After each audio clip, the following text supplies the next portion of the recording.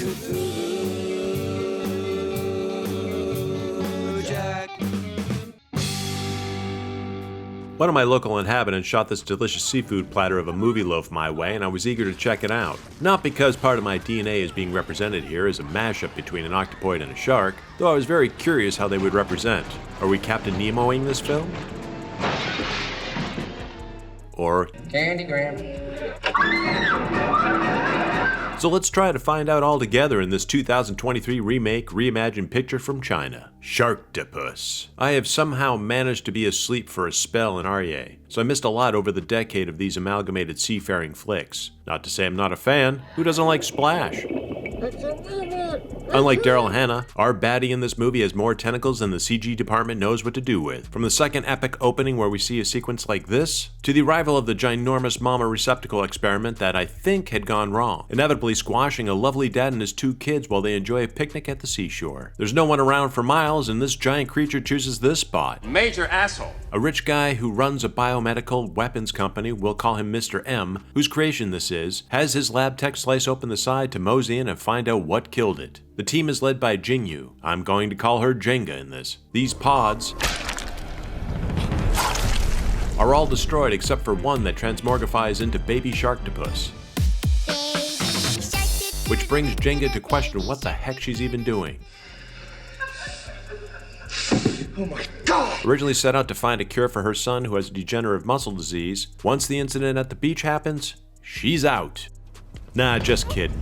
She wakes up in Mr. M's lab. Yes, this is how I had to watch the film.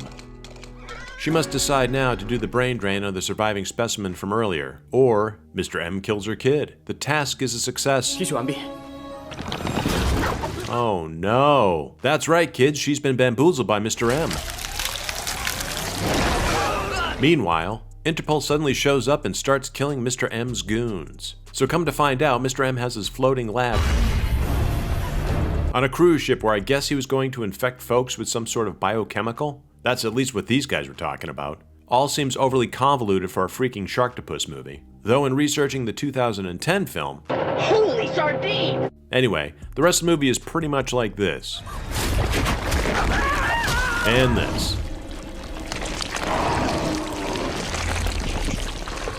So remember when I mentioned that Mr. M had threatened Jenga with her son? Yeah, well, he straps a bomb to the kid if she doesn't cough up a new vial of brain super juice from the Sharktopus. Her and the Interpol guy who turns out to be her kid's dad. Yeah, that's thrown in at the end here. They get the brain juice, and before he can say, "Release the Kraken!"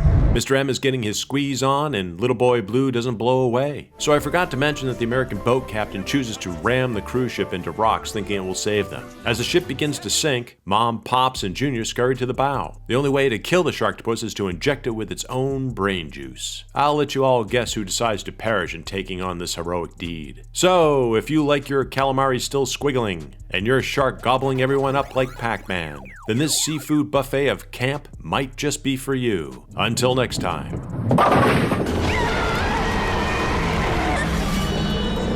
Join Darkside Media and Lovecraft PI at this year's Watch City Steampunk Festival, Saturday, May 11th, in Waltham, Massachusetts. Admission is free, and the fest is outdoors. If you mention that you're a subscriber here at Cthulhu Jack, there's a free comic for you on the day. So click links below to be notified. Many thanks for the support, and Hail Cthulhu!